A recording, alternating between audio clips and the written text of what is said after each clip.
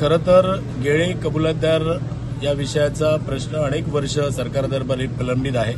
भारतीय जनता पार्टीच्या माध्यमातून या सगळ्या विषयाला चालना देण्याचं किंवा हा विषय तडीस नेण्याचं काम अनेक दिवस चालू आहे आणि या ठिकाणी या सगळ्या ग्रामस्थांसाठी ज्यांनी आमरण उपोषणाचं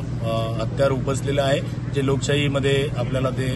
संविधानाने दिलेलं आहे। तर असे आमचे संदीपजी गावडे गेली काही वर्ष या सगळ्या प्रश्नाला सगळ्या ग्रामस्थांना सोबत घेऊन या प्रश्नाशी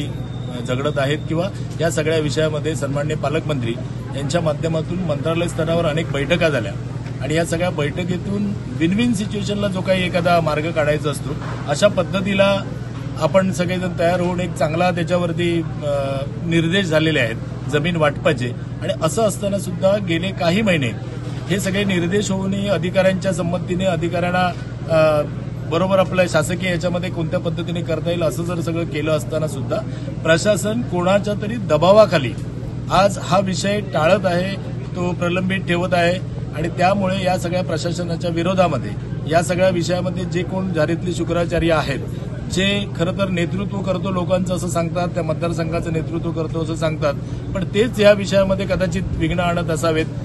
अन्यथा ते भारतीय जनता पार्टीच्या या सगळ्या लढ्याबरोबर सोबत असले असते, ग्रामस्थांबरोबर सोबत असले असते। तर हा सगळा विषय मार्गी लावण्यासाठी प्रशासनाला आम्ही बरीच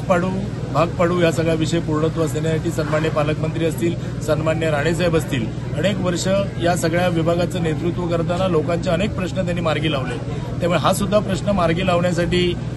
सगळी मंडळी सोबत आहेत। भारतीय जनता पार्टी म्हणून ही सगळी आमची मंडळी आहेत, ही सगळी त्यांचं नेतृत्व करणारी मंडळी भारतीय जनता पार्टीचे खरं तर पदाधिकारी आहेत आणि त्यामुळे भारतीय जनता पार्टी लोकांसाठी, लोकांचा हक्क मिळवण्यासाठी सदैव त्यांच्यासोबत आहोत। या उपोषणाला भारतीय जनता पार्टीचा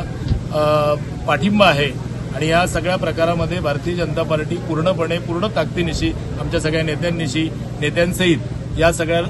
ग्रामस्थांबरोबर, उपोषणकर्त्यांबरोबर त्यांच्या समवेत आहोत।